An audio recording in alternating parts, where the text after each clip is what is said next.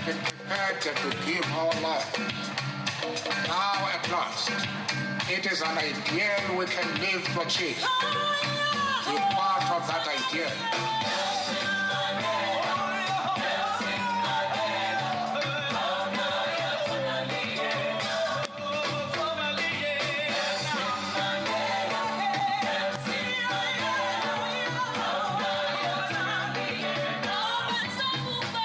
Good afternoon and welcome to a beautiful and sunny Saturday afternoon in Cape Town. We're broadcasting to you live from outside the Cape Town City Hall, where in just under 30 minutes' time, the first president of Chile, Michelle Bachelet, will deliver the 12th annual Nelson Mandela Memorial Lecture. This lecture is, of course, one of the flagship programs of the Nelson Mandela Foundation. Just off the top of my head, if I can recall some of the previous speakers, they include former U.S. President Bill Clinton, former Archbishop, or at least Archbishop Emeritus Desmond Tutu, and of course the former President of South Africa, Thabo Mbeki. And every year this lecture has got a different theme. And this year is building social cohesion. That is the theme that President Bachelet will be talking about as she delivers her address. We believe that the president arrived in the country yesterday, and she has been spending time with our own president, Jacob Zuma, and she landed in Cape Town a little bit earlier today. Now, I can tell you that there have been plenty of dignitaries that have been walking past us and into the City Hall. Just a few minutes ago, we did an interview with Judge Albie Sachs. We know that the event today will be hosted by the legendary John Kani. Yvonne Shaka Shaka is in here. We saw a little bit earlier as well someone like Nkosinathi Biko, who is, of course, the chairman of the Steve Biko Foundation, who is here today, obviously, to come and pay his tributes and to come and attend this year very special lecture. Dr.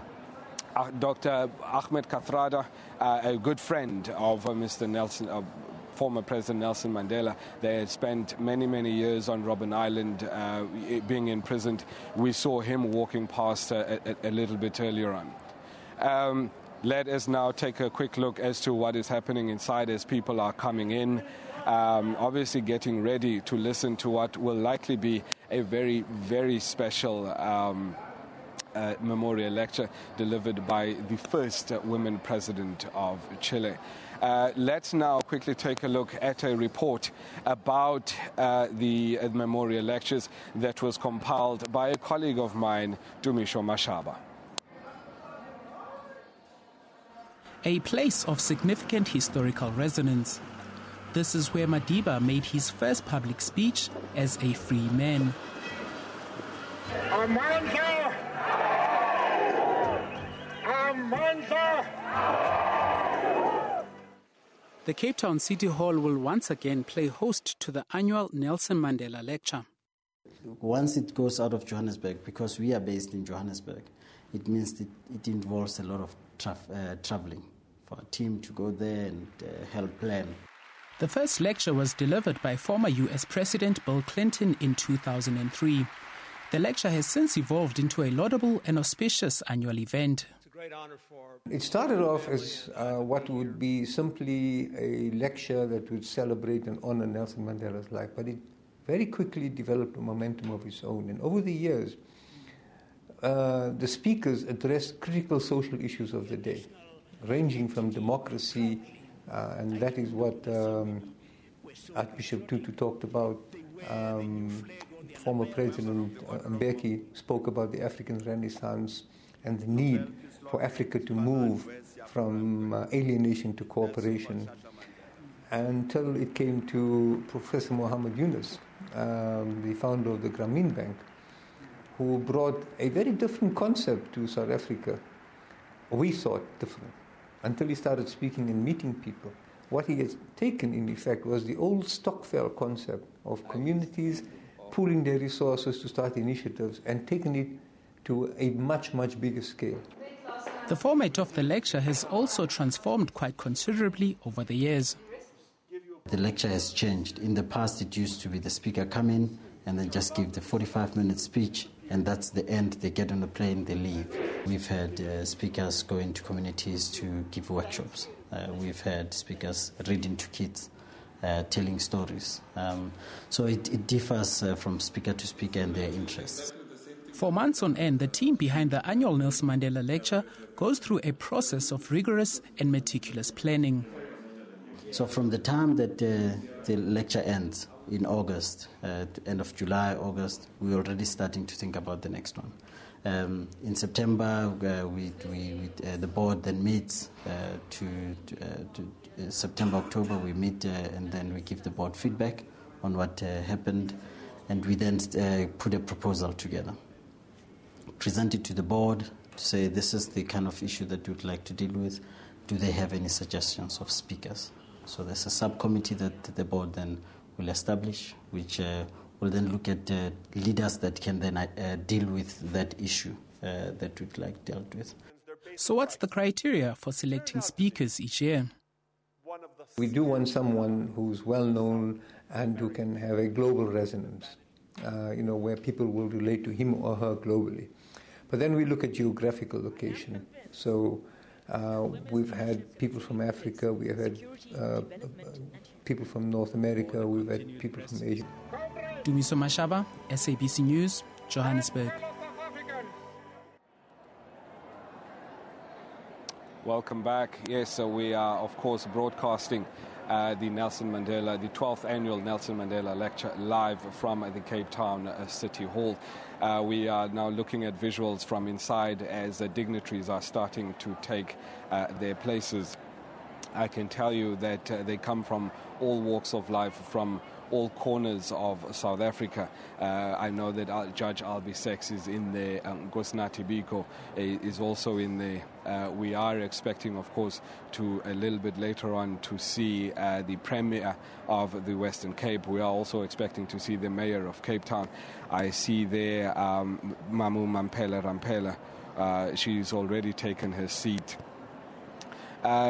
Earlier on, when we spoke to Judge Albie Sachs, he spoke to us about how significant it was that on this day, on Women's Day in South Africa, and also on the day when we celebrate, or at least when we deliver the 12th annual Nelson Mandela Lecture, that we have the first elected women of the first woman to be elected president of Chile to come and address this auspicious event. Judge Albie Sachs spoke to us about the relationship between South Africa and Chile, and how when they were exiles, they had many friends that came from Chile, and just the relationship between the two countries, that they continue to enjoy a very, very good relationship even today. And we look forward to hearing what the President of Chile has got to say. When we spoke a little bit, we'll bring you the interviews that we did, for instance, with Bonimbuli, who said that she was so excited to be here today, and she looks forward to being inspired by the President of Chile, what she's likely to say, and looking forward to what the strong message that will come from obviously what is a very, very strong woman. But let's now play you another insert to give you a little bit of in-depth detail as to just who Michelle Bachelet is, the first woman president of Chile.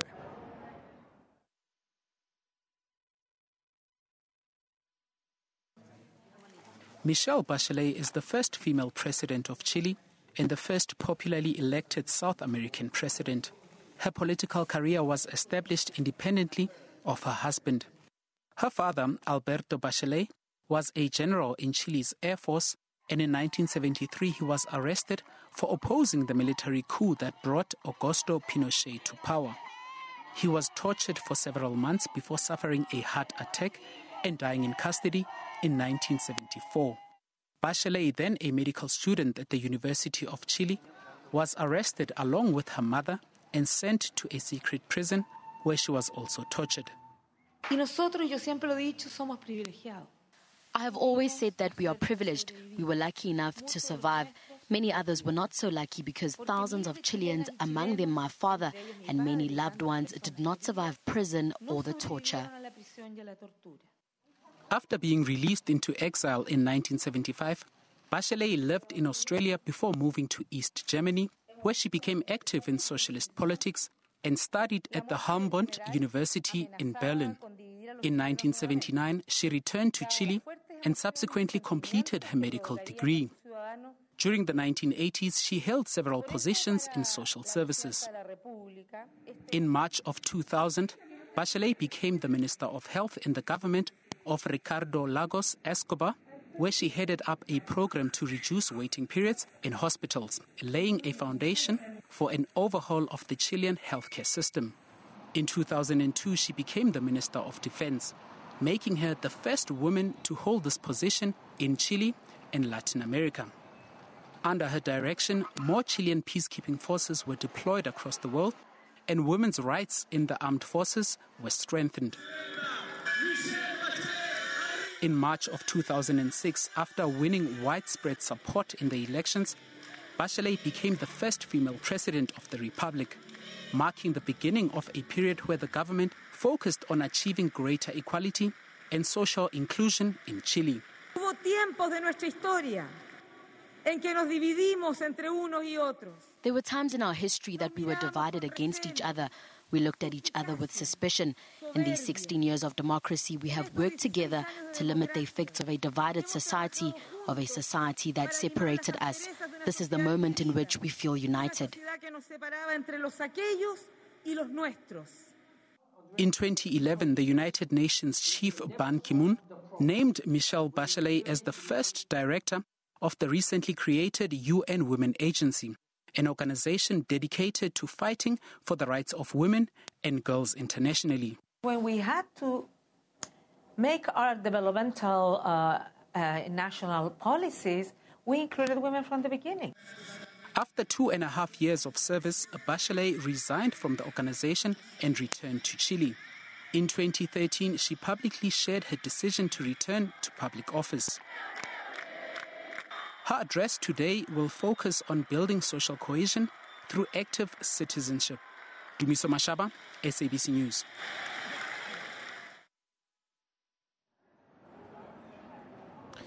We are nearing that hour, of course, where for the start of the 12th annual Nelson Mandela Lecture, dignitaries are now fully inside the place. We only expect to see the president coming. We see this, the advanced security guys are here already. So in just a few minutes' time, the president of Chile, Michelle Bachelet, will enter the City Hall to deliver the 12th annual Nelson Mandela Lecture. It is, of course, quite a significant day, today being the first lecture to be delivered since the passing of the much-loved former president of this republic. We spoke to a few people a little bit earlier on who are inside now, having taken their seats, and they were all telling us about just the significance of today, it being Women's Day, the fact that it's the president of Chile, the first woman to be elected president of that republic, who will come and deliver this lecture here in Cape Town today. Very, very significant in all respects. What I had also managed to do a little bit earlier on was to, I was fortunate enough at least to speak to some of the guests and the dignitaries that are attending this event, and this is what they had to say.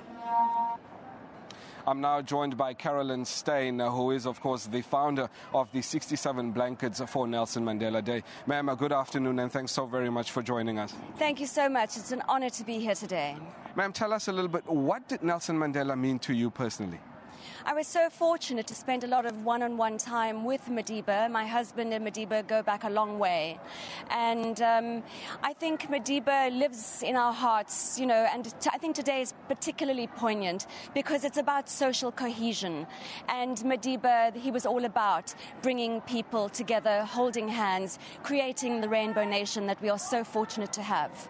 We saw you earlier on the 18th of July this year, which is, of course, Nelson Mandela Day, very active with the 67 blankets for Mandela Day. Do you think he would have been proud of that? I think he would have been very proud, and I'm sorry that he's not here today to see what we are doing in Madiba's name. Our initiative crosses so many social divides, and today is about social cohesion. So many communities have come together, stitch by stitch, making a difference, keeping people warm. We don't go out to buy a blanket. That's very easy to do. We are creating the most incredible blankets, and I think it shows a lot of warmth and a lot of heart, making blankets for those less fortunate. And then just finally, before I let you go, the first president of Chile is speaking to us today as a woman, of course. What do you expect from her? I think she's going to enlighten us. She's going to show us a way forward because it's so wonderful. I think it's time for South Africa to have a woman president, don't you think? I do. And to all the women and to you, ma'am, a happy Women's Day. And that was an interview that I did with Carolyn Steyn. She is the founder of the 67 Blankets for Nelson Mandela Day. We are now looking at visuals from what is currently taking place inside the City Hall, where in just a few minutes the first woman president of Chile, Michelle Bachelet, will enter the City Hall behind me, and she will address that very diverse crowd who have come to listen to the 12th annual Nelson Mandela Lecture. I can tell you that Judge Albie Sachs, who we spoke to a little bit earlier on, spoke very, very, very well, or spoke very proudly about Michelle Bachelet, saying just what a warm person she is. Her coming from a country like Chile, a country which South Africa has got very, very close relations and ties with. And I think everybody is very excited to get to listen to what she will then have to say. Now, a little bit earlier on, I also spoke to a gentleman that goes by the name of Murphy Morobe, and he had been with the former President Nelson Mandela. Had worked very closely with him for a very long time, especially during his term in office of the Republic. This is what he had to say. I'm joined by a gentleman that goes by the name of Mr. Murphy Morobe, who was worked very closely with former State President Nelson Mandela. Sir, good afternoon and welcome. Good afternoon and welcome to listeners. Quite a poignant day for you today, the first memorial lecture to be delivered since the passing of former President Nelson Mandela. How are you feeling? You know, I think every time a lecture like this comes, especially considering the subject matter of the delivery today, it couldn't have been a better subject to deal with, given, in fact, some of the challenges the country is going through. And for someone like Nelson Mandela, you know, if you were to wake up today and find us having a conversation on issues of social cohesion, something that's been very dear to his heart, because his whole struggle and his whole life has been dedicated to the question of how, in the first instance, Africans and in the main, South Africans can come together and build a united, non-racial and democratic country. And that is really what, to me, when I celebrate the first year of his passing, it could not have been more poignant than the subject we're discussing. Also quite significant is the fact that today is being addressed by the first woman president of Chile, considering that Tata Mandela was the first democratically elected president of South Africa. I mean, Chile is a very important country if one looks at it historically, especially considering the fact that the life history of Chile after the murder of President Allende, and thereafter we had the Pinochet era in Chile, and now we have the first woman president whose views, his political positioning is also on the progressive side. It is a great, great historical connection that we have with the people of Chile on this occasion. Sir, thank you very much for your time, and we really do appreciate you joining us. I would now like to call a very beautiful actress, Bonnie Mbuli, who, of course, starred in the Nelson Mandela movie that was directed by Clint Eastwood. Bonnie, it is Women's Day, so let me first start by saying Happy Women's Day to you. Thank you so much. Thank you. Today, very important day, Nelson Mandela Lecture. What do you expect from it? I expect to be inspired. I'm actually just grateful for the opportunity to be here. It's my first time in attendance. And I'm just so amazed at the opportunities that have availed themselves for us young women in South Africa. For me to be here and have the opportunity to listen to President Michelle Bachelet it's monumental. It's just huge, you know. So I'm expecting to be inspired, and I'm expecting to walk away with a tweak in my own personal vision about how I want to be an active citizen in South Africa. Yeah. Talking about active citizenship, what do you think you can do on a personal level to build social cohesion in the country? Wow. I think it begins with believing that you can make a difference, and being present enough to notice what's going on in your neighborhood, what's going on in your council, and just understanding that it's those are the building blocks of society. Those are the building blocks of a better future for my children and others. And I think that's why I'm here today. I'm here to find out how much more I can get involved and what's the most effective way of doing it. Yeah. All right. Bonnie, thank you very much for your time, and thanks for joining us. Really do appreciate it. That was Bonnie Mbuli, an actress who's here hoping that the first woman president of Chile, Michelle with Bonnie Hena, a very beautiful actress that starred in the Invictus movie that was shot right here in South Africa, directed by Clint Eastwood just before the 2010 Soccer World Cup, a World Cup in which former President Nelson Mandela was, of course, very, very instrumental in attaining, and we fondly remember how he was. How he appeared at the F&B Stadium, Soccer City Stadium, and how the crowds just went wild as he was wheeled into the stadium. And that was one of the last public appearances where the country got to see former President Nelson Mandela. Let's now take a look very briefly as to some of the dignitaries that are inside, and they're all watching a documentary film, very short documentary film that was prepared by the Nelson Mandela Center of Memory. We are trying to get that documentary film, and I'm sure we will be able to screen it for you in just a few seconds. I'm looking now at visuals of the audience sitting captivated, of course, just by watching some of the unseen footage of former President Nelson Mandela. And I can remember just having attended or having reported on some of these lectures beforehand. I mean, I remember in 2006 when former President Thabo Mbeki addressed it, and how well he spoke about, his experiences, his life, the moments, very private, very personal moments that he had experienced with former President Nelson Mandela. Of course, the very first president or the very first speaker to ever speak at the Nelson Mandela Lecture was Bill Clinton, but we'll come back to that. Let's go inside. Let's now quickly go across you inside. Gentlemen, as we would say, because now we're hosting all men of diplomats, all protocol observed. My name is Sello Hatang, and I'm the Chief Executive of the Nelson Mandela Foundation. Please join me in welcoming our host and our special guests for today to the stage. Dr. John Kani,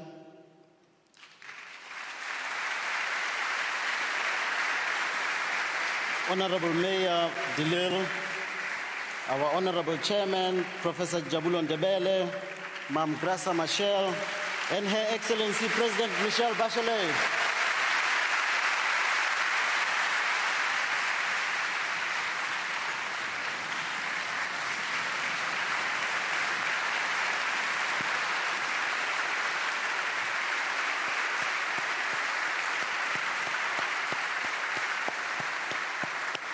Ntate John Kane, over to you.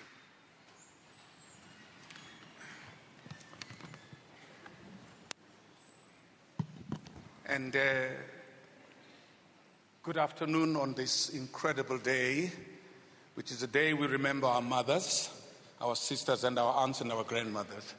Let me introduce to you the esteemed guests that happen to come with me. On my right is the wonderful, wonderful Patricia de Lille, our Executive Mayor of Cape Town, a comrade whose work is done in the trenches.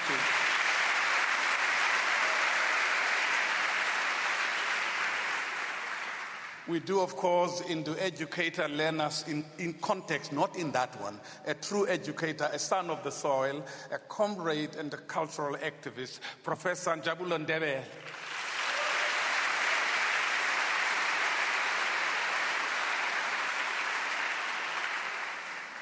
And of course, the pleasure for this evening to welcome Mama Africa, not in the sense of Yvonne Chaka Chaka, but really the mother of our country and of our nation, Madame I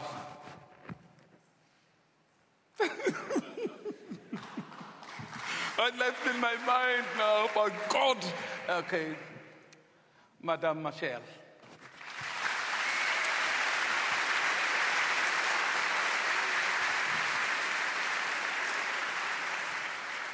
And of course, Her Excellency, Michel Bachelet, the President of Chile.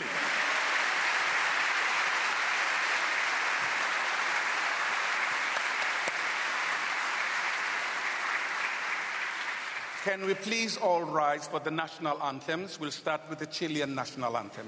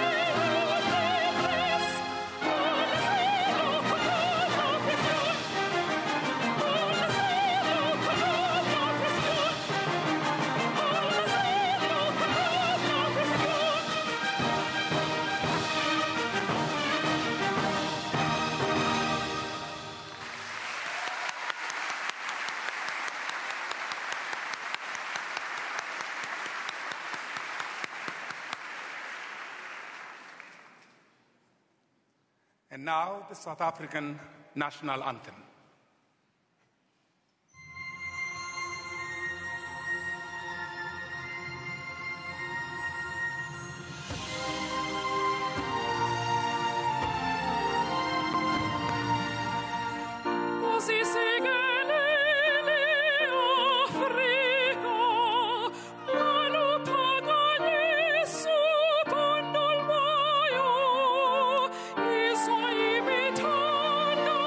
So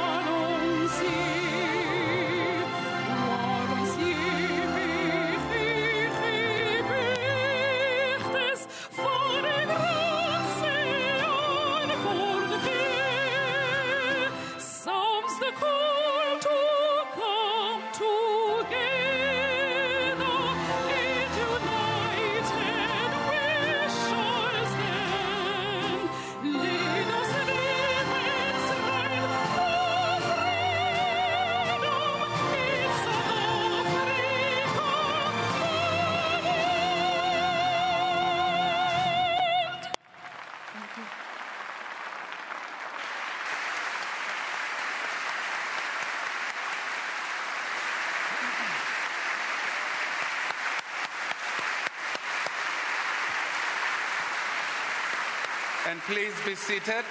Shall my guests sit, please?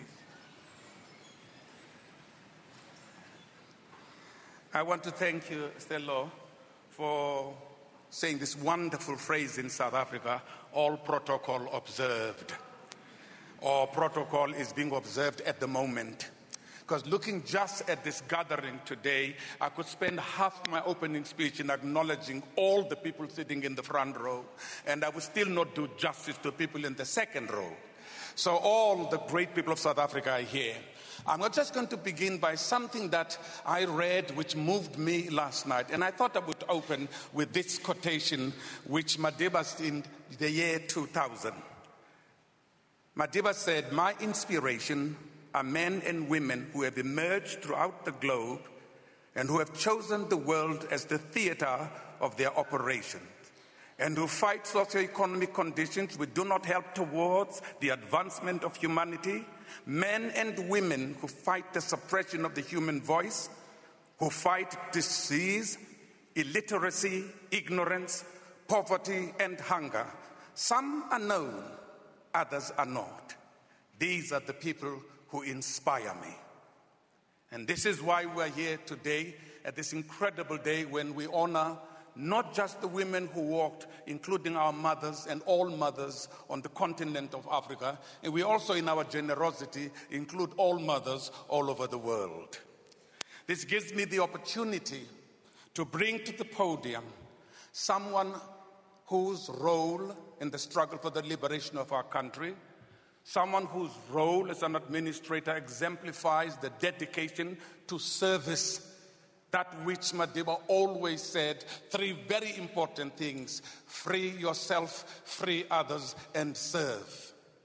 And these were the guiding principles. Ladies and gentlemen, allow me to call upon the stage the mayor of the city of Cape Town, Madame Patricia de Lille.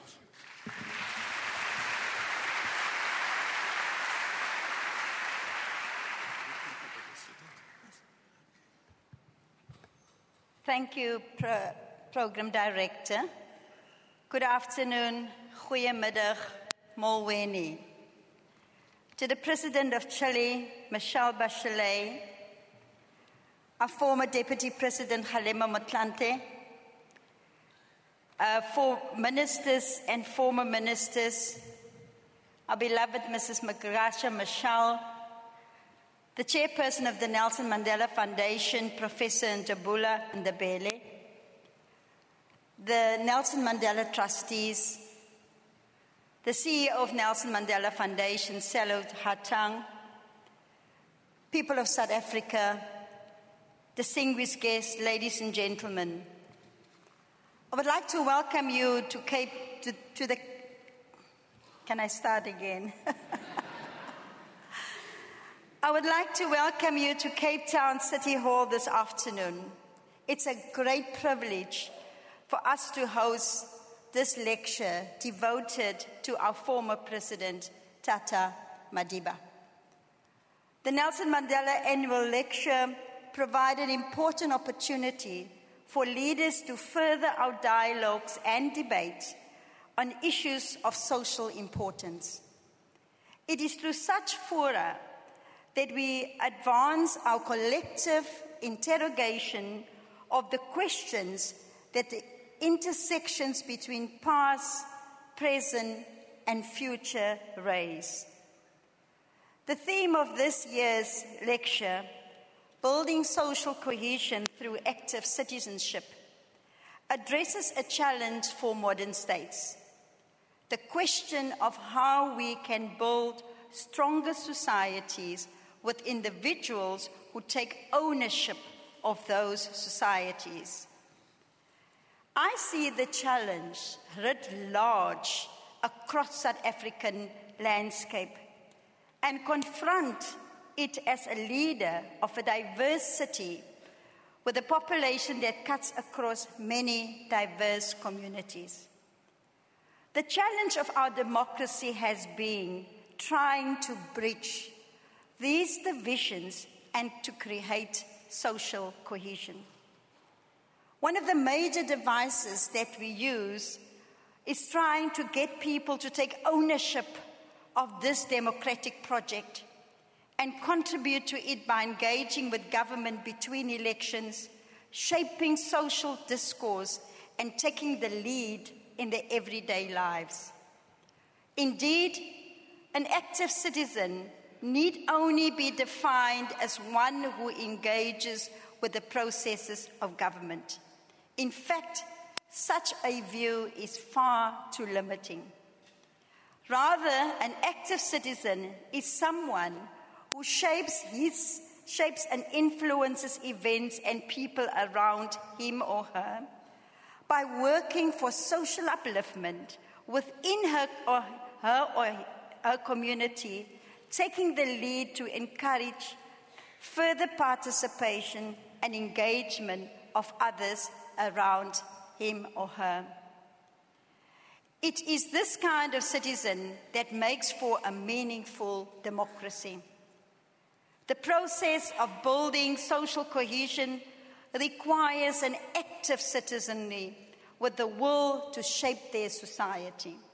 In the words of our late Tata Madiba himself, and I quote, he said, "What counts in life is not the mere fact that we have lived it. It is what difference we have made to the lives of others that will determine the significance of the life we led." With those words, ladies and gentlemen, once again, welcome to the city of Cape Town, and God bless.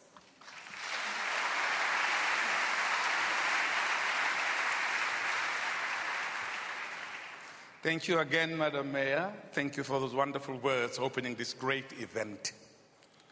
As the world reflects on Nelson Mandela's legacy, we give thanks for his life, his leadership, his devotion to humanity and humanitarian causes. We salute, thank him for his sacrifices for our freedom and future. This is a time of intense reflection as we remember those who sacrificed so much to bring us our freedom. Those who stood side by side with Nelson Mandela like Maya Angelou, Mahatma Gandhi, Nadine Gordimer, Martin Luther King Jr., and I see the Emeritus Archbishop Tutu, and I see Ahmed Katadra, the old man, and I see Justice Abdusek, and I see all of you, and our wonderful comrade, of course, former President Motlanthe. We salute them for their tireless work, and we commit ourselves in these legacies to the growing democracy through promotion of social justice for all. Madiba is gone, but his legacy lives on. Madiba is gone, but the call to fight injustice and to work tirelessly for a better world lives on.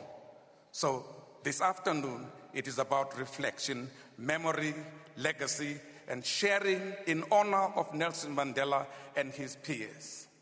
What a fitting to follow these wonderful words from this man that I call upon Professor Njabulo Ndebele. Give me a big hand, ladies and gentlemen.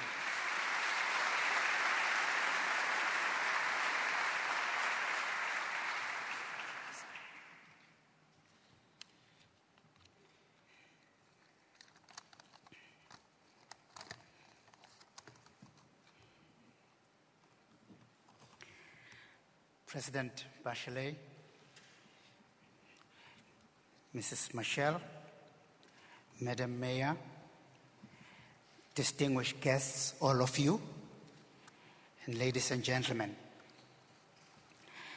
I'd like to thank all of you, one and all, for attending the 12th Nelson Mandela Annual Lecture.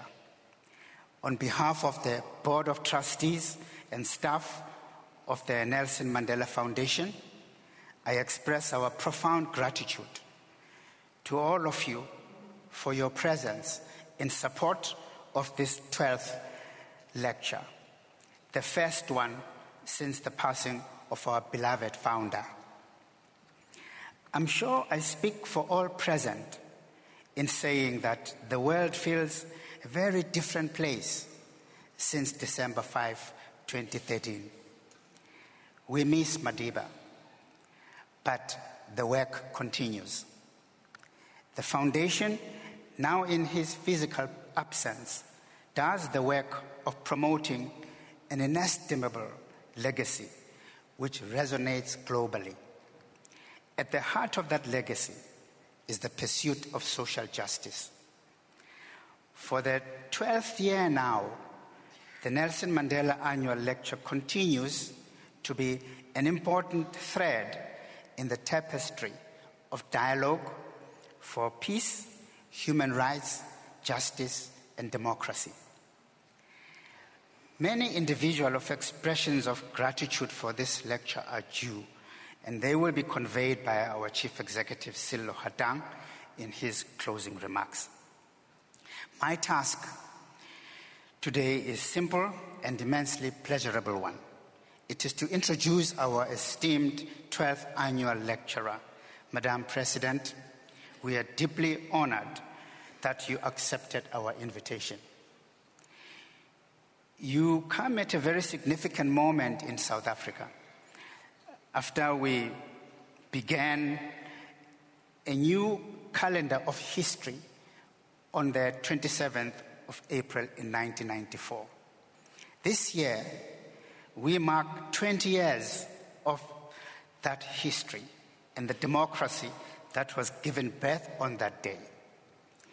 The entire country has been assessing how far we have come and how far we still have to go.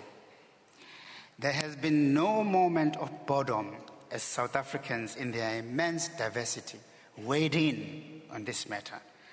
I believe if there was to be a world contest in public discussions of the state of the nation, South Africans would be sure of a top position of honor. The Board of Trustees wanted the 2014 annual lecture a person who would have empathy for this beautiful moment. One who, in another context, has lived a struggle for freedom, has contributed to difficult transitions, and has demonstrated extraordinary leadership in finding sustainable solutions to intractable social problems. One who could speak with authority about active citizenship and social cohesion. One who Nelson Mandela would have been proud to welcome on stage today.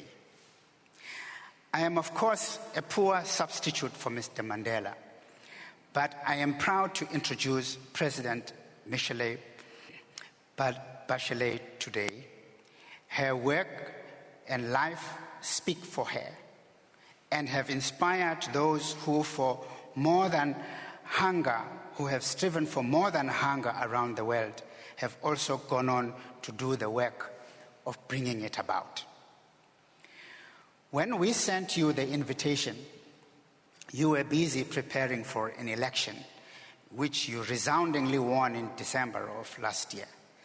This overwhelming victory must in part be testimony to what you said way back in October of 2008 when you spoke at the John F. Kennedy School of Government at Harvard University. You underscored the importance of trust between people and their governments. Trust deepens when the actions of governments and their leaders do not contradict their declarations. The consonance between words and actions is the fundamental basis of public trust and the moral and ethical legitimacy of leadership. It must be that you were elected partly because you inspire trust, confidence, and pride from a proven ability to make intentions and actions work together. Madam President, you come to Cape Town exactly 50 years since Nelson Mandela came here to serve a life sentence for sabotage. You are the second Nelson Mandela Annual Lecturer to speak in a building which will always symbolize to South Africans that day when his voice was heard for the first time after an unspeakably long imprisonment. This makes me recall also that so much that Chile and South Africa have in common, as they have worked in their different ways to rebuild the social fabric after a great deal of social and political trauma. Through our common experience of truth and reconciliation commissions, the voices of the oppressed were heard and their experiences, once officially denied, confirmed. Their testimonies become a part of solutions to the future. We have heard one Chilean voice on this very platform before when your distinguished fellow citizen, Ariel Dorfman, delivered the 8th Nelson Mandela Annual Lecture in 2010. Your visit as a distinguished leader of your country crowns a special relationship that is bound to grow even deeper. We cannot wait to hear your voice, and we welcome you warmly to this esteemed platform. Ladies and gentlemen, President Michelle Bachelet.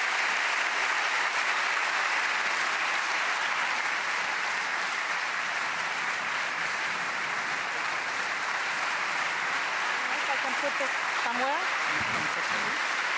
Yeah, I was looking, if it doesn't matter. Maybe over here.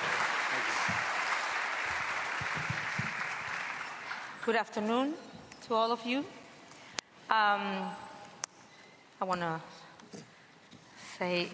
name some of our dear friends here. Ms. Graça Machel, Mr. Kgalema Motlanthe, former President of South Africa, Ms. Patricia de Lille, Mayor of Cape Town, Mandela family members, Mr. Chairman and trustees of the Nelson Mandela Foundation, honorable ministers, honorable Chilean delegation, ladies and gentlemen, and please all feel included when I said dear friends. It's not only, first of all, Happy Women's Day.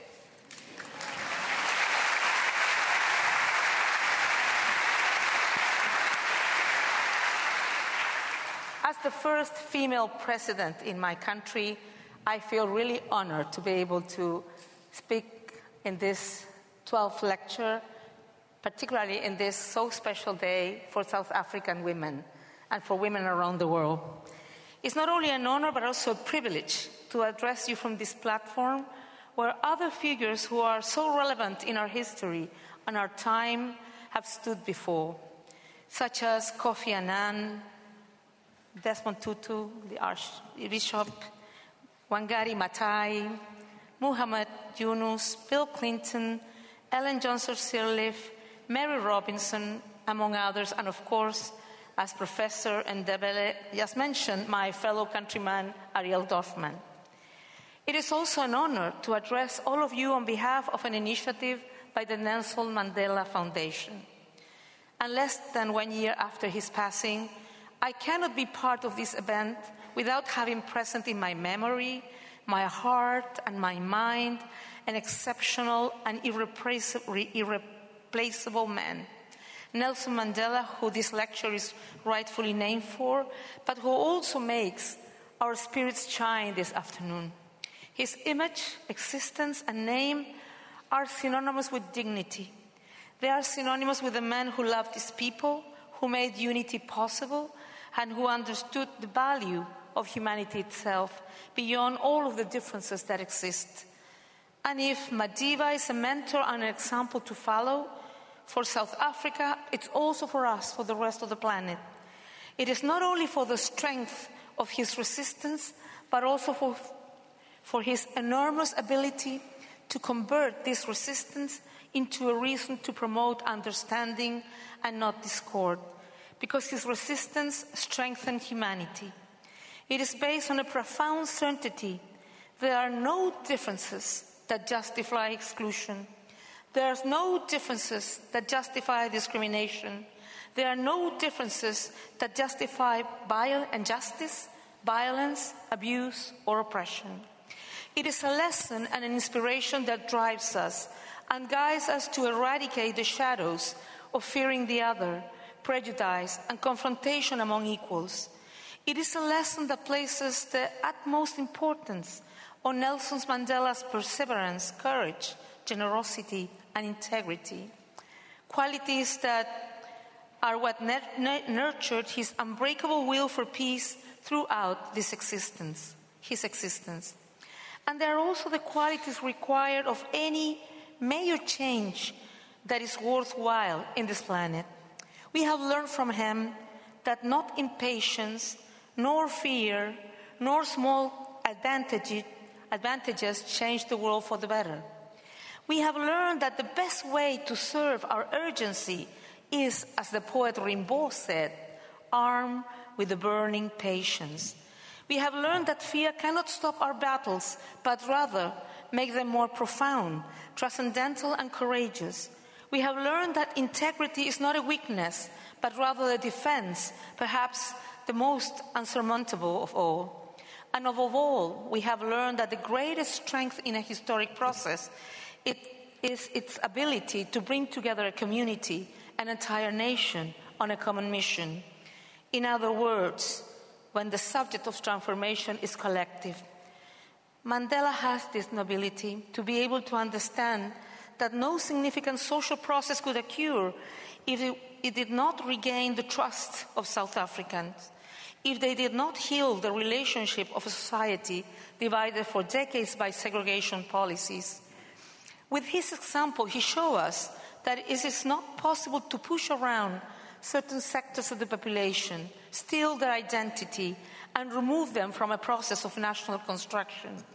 Through his vision, he showed us that the only viable path is one of cohesion and unity. Our societies have paid a price far too high when unity and social cohesion are denied, when one group or another is excluded from historic processes and from the decisions that affect us all. Our continents knew the consequences of the inability to dialogue during the last century. Entire generations lived the brutal denial of the value of the other under the framework of authoritarian regimes. Directly or indirectly, we know the brutality of brothers killing brothers. We know the relentless cruelty of the state when it systematically violates the human rights of its citizens. This is a history that is hard to talk about, one where all of us have lost, but that we have the duty to recognize and take an honest look at. Because although it hurts us, we have a commitment that links us with the truth and the peace of future generations. It can be said that we share a common wound, a common pain, but we also share a sense of common pride. Chile and South Africa have been able to bear these painful experiences and move forward on transition towards democracy, social peace, and the recognition of human rights for everyone. In large part, because they were stolen from us in the past, we now know how to appreciate the true value of democracy and national unity. Our transitions from the military dictatorship in the case of Chile and apartheid in the case of South Africa to democracy occur nearly simultaneously, making our learning process virtually parallel. In both cases, the privilege of living in peace took precedence, protected by the newly obtained return to order, that which is so essential for all people, the tranquility to be able to plan for one's future without fear of seeing legitimate dreams arbitrarily crushed. And I want to take this opportunity to pay tribute to all of those, and here is Archbishop Desmond Tutu, who made this transform into a state policy possible through the creation of the Truth and Reconciliation Commissions in Chile and South Africa, to the staunch defenders of human rights, lawyers, activists, men and women from churches, and of course, the victims and their families that spread the word so that all of us could have access to the truth. The truth is the first step assuring that we never again fall into these abysses. The truth is recognizing human dignity beyond ideological barriers that allow us to aspire to reparation and reconciliation, and the truth that continues to live in the apartheid and memory and human rights museums, both here and in Chile. Thanks to these efforts and to the recognition and reparation processes in our societies and institutions, we have been able to establish new relationships between our compatriots who were at one time in opposing trenches. Above all, we have been able to achieve a culture of human rights. Boys and girls now have new models of coexistence. We are creating trust, and we are witnessing the first product of peace. Thanks to the leaders who were able to look at the wounds and the pains of the people, we were able to establish democratic processes for ourselves that, despite all of the difficulties, have been successful and have been supported by ample social agreements. Although there's always room for improvement, this was done through instruments available to collectively process the differences between one another. This, without a doubt, is a great source of pride. Now that we share a common context, we must continue to address the challenges that have become successively more present. We must update our democracies and not concern ourselves solely with what is left to do or what we have not done, but to take on the challenges of the future in a more complex world. On the one hand, we are consolidating our own forms of democracy, creating ways to live together that are in line with our ethical consideration. Meanwhile, on the other hand, the needs for social cohesion are becoming even greater. And this is a good thing, as it is a sign that our nations are advancing. The political foundations of our systems are no longer limited to the recognition of civil rights that were previously denied. Freedom of expression, the right to vote in fair and periodic election, the right to assembly. Economic growth, reducing poverty, and social protection policies for the most vulnerable sectors are essential, but still also not enough. Nor it is enough that there is a growing middle class that has better access to education, information, goods, and services. Because this middle class, and especially young people, now living without fear and with a new perspective on living as a community, have created new challenges for us to overcome. So we have all challenges. The task of equality we haven't been able yet to achieve and to accomplish. But on the other hand, we have new challenges that pose us new tasks. In Chile, a study shows that confidence in institutions have been weakened, especially in those that have to do with political duties, such as political parties and Congress. And the latest OECD study on social indicators shows a drop in confidence in institutions, both in Chile and in South Africa. And this is not strange because this is a global trend. The global decline in confidence in institutions between 2007 and 2012 was approximately 6 points. This mix between high levels of dissatisfaction and low level of confidence in institutions put us at risk what we work so hard to recover, our democracy. So we must be capable of reading these powerful signs and acting accordingly. Our societies have changed, the world has changed, and together with this phenomenon, social movements around the planet have multiplied. Today, citizens on every continent are raising their voices, defying all dangers to demand more. And this is essential for the social cohesion, peace, and governance of our countries. Behind this new demand is a vision about what we understand to be fair and how to build it. Without a doubt, there is a changing view on legitimacy, on justice, that no longer depends solely on institutional order or adherence to rules and legal orders. Today, legitimacy or justice is much broader than legality and has a special role thanks to the citizen's voice. Whether it be in Cape Town, in Johannesburg, in Santiago de Chile, in Madrid, on Wall Street, or in Sidi Bouzid, in Tunisia, citizens have been making demands that are diverse in nature but similar in their roots. And these roots are more and better democracy, more and better policies, more and better inclusion. In all of this expression of discontent, we see the need for changes, but above all, that these changes be driven by society. In summary, basic standards of legality are no longer enough. I would say representative democracy is no longer enough for citizens. Not with the stability of our institution, not with regards for a set of rights that have already been achieved. Today, on top of demands for democracy and equal distribution of opportunities, goods and services, the demand for participation is essential. Societies want to be consulted in a more complex and complete manner than just through their votes. Stemming from this demand, a new objective is born for our institutions, for policies, and for the citizens themselves. In this demand to raise our standards beyond the strictly legal sense, giving rise to new forms of dialogue and social consultation is the key for legitimizing the entire modern democratic system.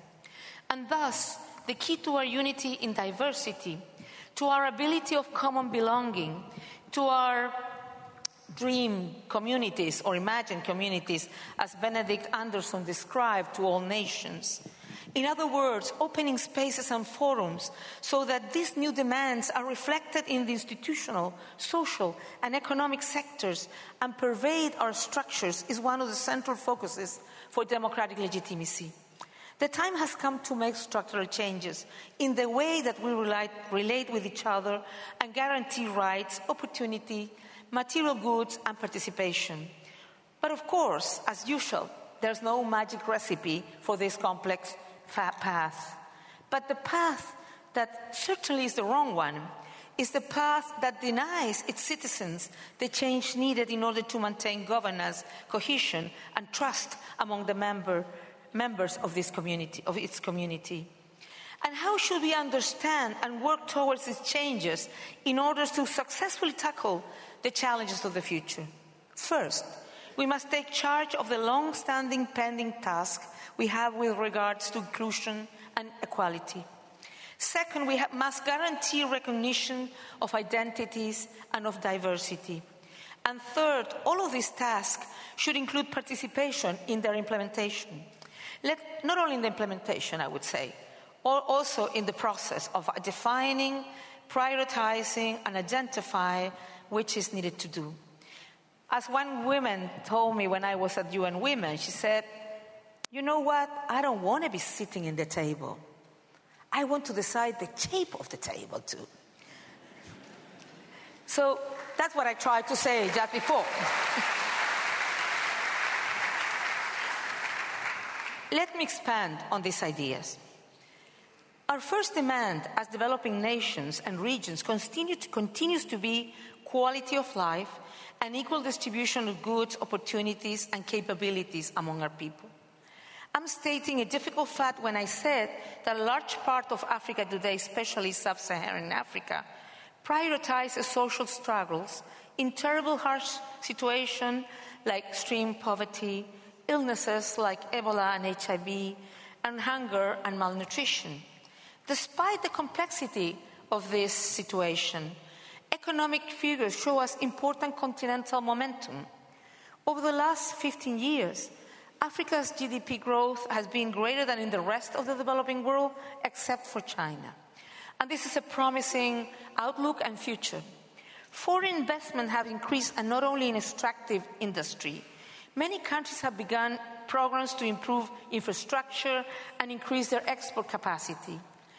Africa could transform its economy and undergo a large-scale growth in terms of development, according to the 2014 African Economic Outlook report. Despite this impulse, however, almost half of the population on this continent lives with less than $1.25 a day, according to data from the World Bank. So poverty and unemployment continue to be important problems in much of the region. And in other words, a strong economic performance had not helped to reduce poverty at the same rate. A similar situation exists in Latin America and the Caribbean. One out of every 4 people lives below the poverty line. A third of the population belongs to the middle class, and for the first time in Latin America and the Caribbean, the number of people in the middle class is higher than the number of poor people. They are indeed encouraging figures. However, despite this progress, inequality in the region is high, and the equality gap is not closing. And Chile is not an exception to this trend. Despite the fact that we have been able to reduce dramatically extreme poverty and maintain growth, the benefit of this progress have still not reached all people equally.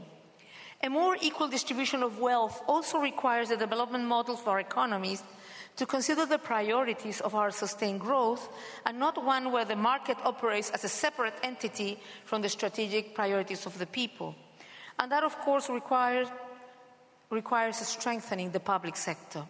But above all, we know that there is a particular group that the benefits of development always reach later and in a reduced way. I'm referring, of course, to women. Cultural, economic, social, and political discrimination against women is one of the most scandalous inequalities that exist in our planet. And this is a reality not only in Chile, Africa, Latin America, and on the African continent. It's an internal reality around the world. And when I talk about discrimination, I'm referring to realities such as domestic violence against women, which affects nearly a third of women with partners around the world. I'm referring to the fact that 4 out of 10 murders of women around the world are committed by their partner or former partner, according to WHO. I'm referring to the daily violation of such basic rights like physical or mental integrity, the right to participate in community decisions, the right to live a life free of violence. I'm referring to the fact that 6 out of every 10 poor people in the world are women, or that 75% of women cannot get a loan from a bank because they have unpaid or unstable jobs and they don't have titles to property or goods. In addition, I'm referring to the discrimination, sexism, and lack of inclusion in relevant participation forum, peace talks, political representation, and leadership position in businesses and social organizations. And as former director of UN Women, I had experience of working in the areas of integration and equality with diverse countries, many of them in this continent. And we move forward on initiatives that will allow us to increase female leadership and on development and training projects to improve women's incomes. We also promoted the creation of national policies against violence against women. So without a doubt, these initiatives are necessary, but we need to promote them concurrently in every country, from every international body, and as each of our individual duties. As President of Chile, this has also been my commitment. Make equality between men and women a state objective, mainstreaming public policies with this vision, and promoting a cultural change that has taken far too long. But this is just one of the faces of inequality and discrimination. Stigmatization and transgression stemming from culture or identity differences is another form of division that persists in our societies today, and we are all very aware of. This is why I insist that the progress of our societies in a globalized world requires us to rethink the way we incorporate cultural diversity in our rules on domestic coexistence and in our relationship with other countries. Our continents are a mosaic of people and communities. It is only from the affirmation of our identities that we can communicate with others. And as no nation can plan for its future if it rejects its diversity, the question to be asked is how we can make living together possible. How can we create spaces where no collective feels excluded and that allow us to generate a common us, both on a national level as well as an international dialogue? It is a complex topic and one that is in permanent evolution. We have a lot to learn on this topic from South Africa, Rainbow Nation, on the rights acquired by the 11 official languages in recognition of tradition and history. We have a lot to learn from Nelson Mandela and his tenacity to generate a common identity among South Africans and to take on this mission while constantly recognizing diversity. Chile, despite being a more culturally homogeneous country, also has an important challenge in recognizing and accepting our indigenous population. We're talking about a situation involving relinquishing lands and cultural tradition and way of doing things demands for structural changes. And this implies efforts and action. It is our responsibility to recognize the role that the state has played historically in the damage and violation of the rights of the indigenous population. And is this what the state today must recognize and repair? We must offer a democratic process and to hold conversations on the vindications that indigenous populations are demanding. We have the determination to generate institutional and political foundations to reestablish the trust necessary and to make a new deal possible. A new deal that constitutionally recognizes Chile as a pluricultural state, multicultural state, and that guarantees respect for the rights of all groups, consultation in decisions that involve different collectives, and the necessary tools for full integration in our democracy. And this is the effort that we have started in my government based on the implementation on the new institutional framework on this topic, while consulting indigenous populations as it is established in Convention number 169 of the ILO, with the handing over of lands and tools that promote their participation in Parliament. As part of my program, I had the creation of some ministries. One of them is the Ministry for Women. The other is the Ministry for Indigenous People, and some others, like the Ministry of Culture. We have services, but not ministry, and we want to elevate its capacity and status. But we have not sent those projects to the Parliament because we will do what we said we're going to do. We will start consultations with indigenous groups in all the aspects that includes, and any decision can impact their lives, because we believe that's the way we should really be able to gain trust again and be able to build confidence that we are building a nation for all. Above all, we must encourage cultural change that allow us to recognize ourselves in the other, that allow us to understand, even with all the difficulties, our place in a common history, in order to, through dialogue and mutual understanding, build a common future. But this common future is not possible if we do not incorporate citizens in decision-making and in the implementation of this decision. This implies an active way of looking at participation, popular initiative or laws, referendum and plebiscite, incorporation of citizens' view in the diverse areas of public policy, citizen control, transparency, and accountability, among other initiatives, of course. Part of what Chile is proposing is to accept responsibility for the new challenges regarding social cohesion, not only in a quantitative way, but also with a qualitative perspective as well. For this reason, we are leading a large-scale structural reform process in the economic, social, and political dimension. In the political dimension, we're driving a national process that allows Chile to have a new constitution, to be able to generate a new institutional framework that our re-established social and political relationship can be based on. In the economic dimension, we started a fiscal reform that improves not only revenue collection, but also allow us to improve the distribution of revenues through taxation. These revenues will be earmarked for social policies like improving pension, investment in health care, and above all, to carry out a large-scale reform of our education system on all levels. In Chile, we do have very high levels of coverage of education. Primary, general education. We still have much more to do in terms of access to tertiary education. But we do have a huge challenge. That equality means not only access, but it means also quality of education, excellence of education. So that is our job now.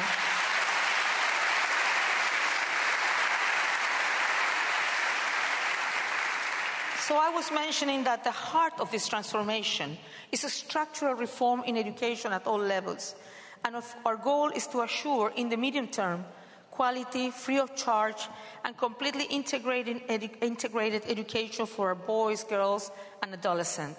Through this objective, we're aiming to meet 3 goals: promote opportunities and inclusion for everyone, continue to support growth and sustainability of our economy going beyond our natural resources, promote a sense of civic duty and democratic values in our population.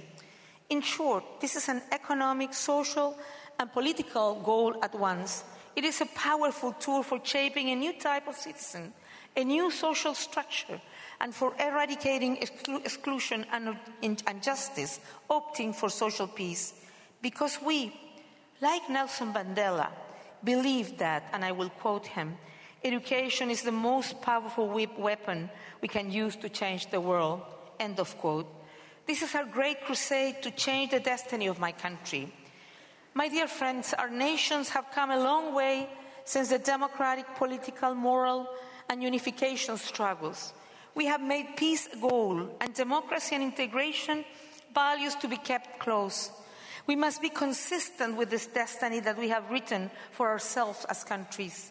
We must rise to the occasion, just as the honorable people who preceded us in decades past, and who together with our societies made our present possible, one where liberty, voting, and respect are guaranteed. But, just as Nelson Mandela said, these victories are nothing more than the start of the road. Today, our goal of achieving unity should consider the new demands, and from the confidence of all members in our countries, we should create the best possible defense of cohesion, governance, and peace. Overcoming this challenge depends on us. Demonstrating to millions of women and men that the truth of our ideals, the value of a vote, respect for differences, passion for dialogue, the justice in our laws, and the integrity of our institution also depends on us. And this is a new cause for humanity. A cause, like all great faiths, requires the best of us, of each of us. It requires action that is untiring, non-negotiable, and passionate for human dignity. It requires new, more horizontal leadership models that are based on dialogue. It requires an ability that is not always natural in those of us who exercise power, the ability to listen. And without a doubt, it requires the active participation of citizens capable of constructive criticism, of speaking out to demand that certain topics and demands be considered, and to exercise control of their authorities. And if what is being asked is a lot, what we are committing to our people and their future is so much more. In this land, the birthplace of the human species, we can dream of a new humanity, conscious of its existence, conscious of its differences, conscious of its past, and conscious of its common destiny. A humanity that is profoundly respectful of its memory and that has learned the lessons of coexistence, union, and justice that people like Madiba left us. Nelson Mandela asked, and I will quote, "When the history of our times is written, will we be remembered as the generation that turned our backs in a moment of global crisis, or will it be recorded that we did the right thing?" End of quote. We know that he did the right thing. Like him, we too want to be up to this challenge. A woman from my country, one of the most intelligent, talented, and brave women from my land. She was an artist, a musician, Violeta Parra, once wrote that if Africa and America hugged, despite the tears from both continents, it would be a happy hug because it could change the world and put an end to the sorrows. Please allow me to, this is exactly what she said, but please allow me to read in Spanish. América aquí presente, con sus hermanos del África, que empiece la fiesta mágica de corazones ardientes, se abracen los continentes por este momento cumbre, que surja una perdidumbre de lágrimas de alegría, se baile y cante a porfía, se acaben las pesadumbres. Despite the language difference, or perhaps because of the difference in languages, we have hope to build a common future. We can sing together, and we should, the poem about this better and bright future for all. Thank you very much.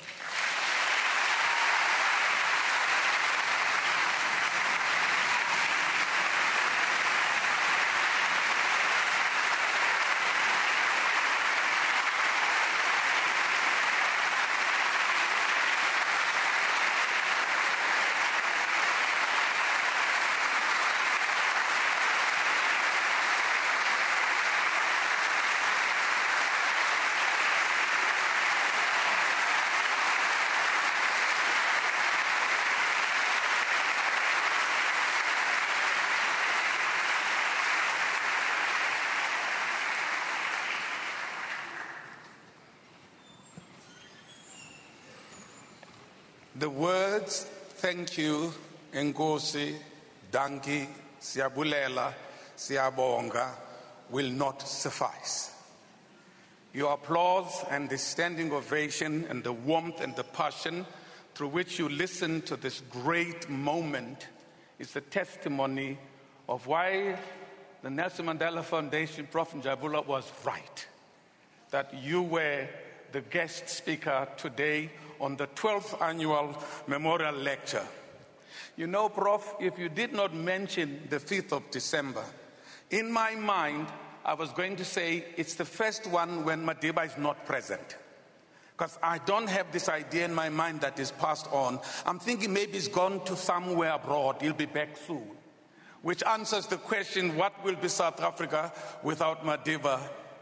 It will live on, remembering his legacy.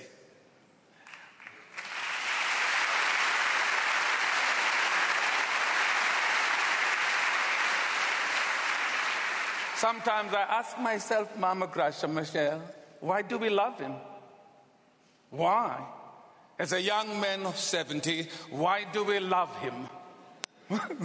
President, Your Excellency, and now Patricia, perhaps it was because he led South Africa to freedom from a vicious regime of apartheid. Or was it because he made us feel good about ourselves? He joked, he laughed, and he loved children. He loved us. I'd like to suggest that we loved him because he saw himself in us. He loved us not in a sort of a lip service way, but by leading by example. Nelson Mandela saw himself first and foremost as a servant of South Africa's people to whom he owed a duty.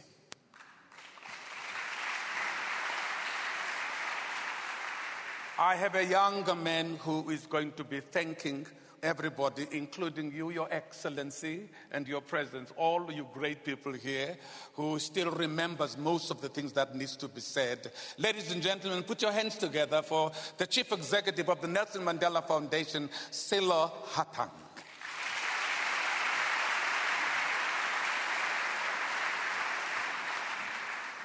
Thank you very much, Ntatekane, Mrs. Michelle, former President Motlanthe, Minister Nkwana Mashabane, Honorable Mayor Dilil Nkosi Zwelivelile Mandela, the Chairman and Trustees of the Nelson Mandela Foundation, Honorable Ministers here present, special guests, friends of the Foundation, ladies and gentlemen. Your Excellency, President Bachelet, if Madiba had been here with us today, I think he would have been proud.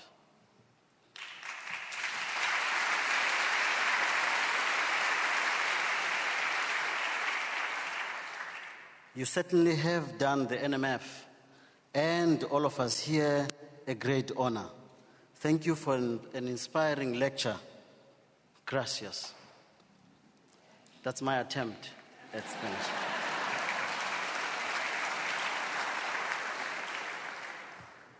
You have set the bar very high for all future Nelson Mandela annual lecturers. For us, this afternoon has been about reflection, memory, legacy. It has been about honoring Madiba. It has been about a reminder that we have a responsibility as global citizens to take his legacy forward. Some of us were privileged this morning to engage President Bachelet in a dialogue about memory work as a project for a shared future. Like Madiba, I'm happy to inform you that she believes in transforming contestants into stakeholders. She believes in finding the we rather than the us and the them. She has faith in a walk to freedom that never ends.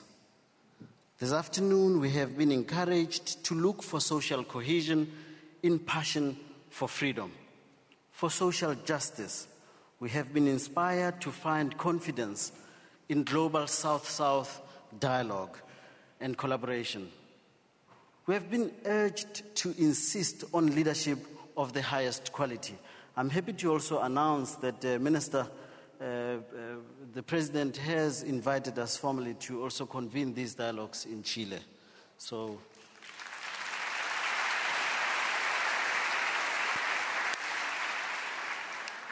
for President Bachelet, leadership is not only to be found at the summit of society. We need leaders at every level. This, I would argue, is also fundamental to the legacy of Nelson Mandela. He taught us to take responsibility for our own liberation, and he taught us that with freedom comes responsibility. And this responsibility is not only for us, but for the underprivileged, the weak, and the wretched. Madiba once said, and I quote, "The foundation has been laid. The building is in progress. With a new generation of leaders and a people that rolls up its sleeves, in partnership for change, we can and shall build the country of our dreams."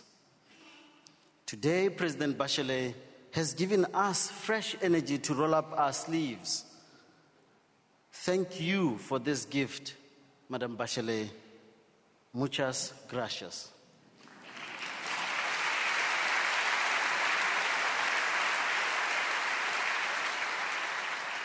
I think my second attempt worked better than the first. Then we'd like to thank our colleagues and friends from Kampala at the Makerere University in Uganda who have shared in this incredible lecture and platform today. Chairman of Abeto, Mr. Moses Musana, we thank you and look forward to an even greater and bigger engagement in the future. To those who joined us via the live stream and live broadcast coverage today, please continue this critical conversation and journey. Let's take action, inspire change together. To our sponsors, this is about a journey that is our collective responsibility, and it cannot be achieved without valued, like-minded partners. Honorable Mayor, thank you, and the city for helping us realize and achieve this event. Honorable Nkwana Mashabani Maite, thank you very much again. And Mayor Dlamini, Minister Dlamini, please convey our gratitude to the government and His Excellency President Jacob Zuma for helping make President Bachelet's visit possible. We'd like to send a special thanks to Brand South Africa, First for Women, Audi South Africa, Coca-Cola South Africa, Carolyn and Doe Stein, Nashua Central, Rupert and Rothschild, I'm told there's going to be wine flowing, and Vodacom.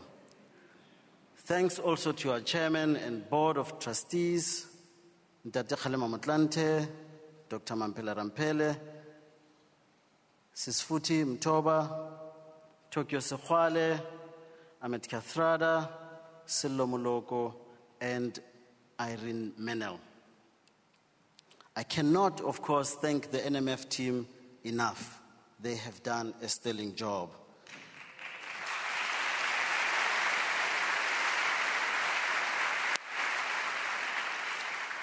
In closing, I'd like to remind you of Madiba's words when he says, "When a man has done what he considers to be his duty to his people and his country, he can rest in peace."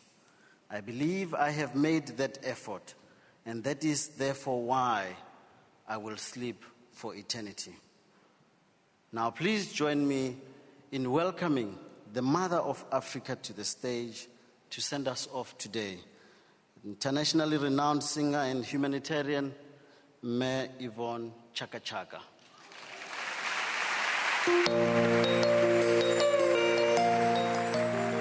Good afternoon.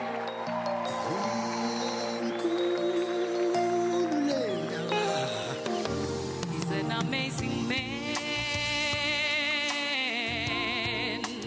given to us by God. He taught us to love,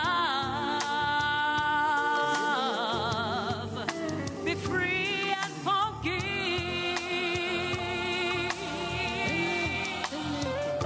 His name is Nelson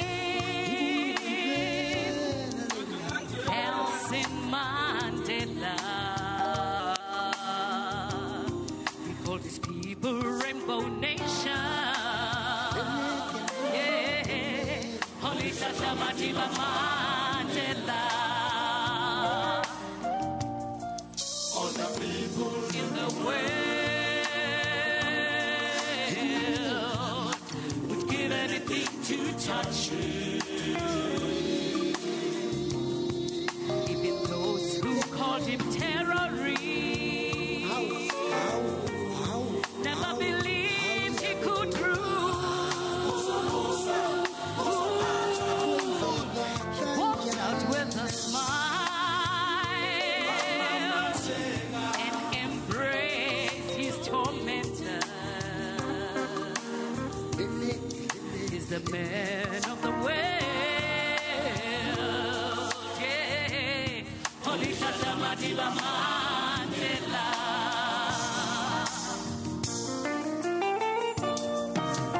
You and I will have to learn to live together.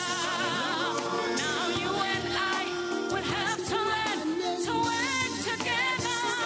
'Cause he's the teacher, he's the leader, and the servant of the people. He's the greatest advocate.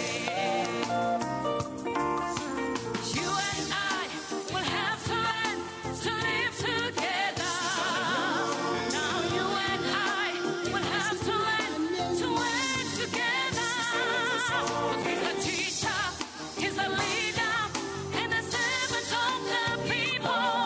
He's the greatest advocate. I say thank our leaders and celebrate Africa.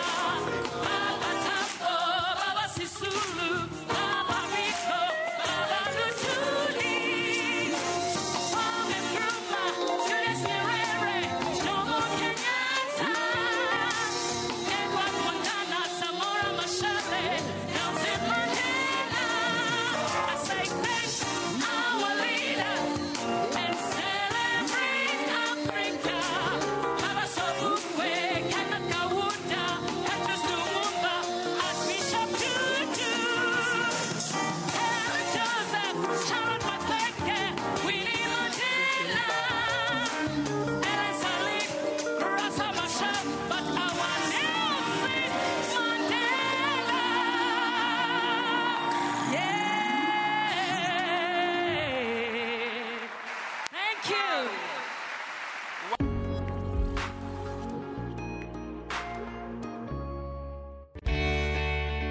Join me, Hayden Quinn, as I cook, eat and adventure my way across South Africa. This is the ultimate dream. I grew up loving food, loving travel, and I guess this is really the culmination of it, being able to experience another country through, I guess, not a South African's eyes, but an outsider coming in. It's always great to be able to go, wow, this is incredible, because, you guys sometimes take this stuff for granted, and, I've walked in and gone, oh my gosh, this is so special, and then to be able to share it with people, that's what I really love. Something else I really love is learning more about the cuisine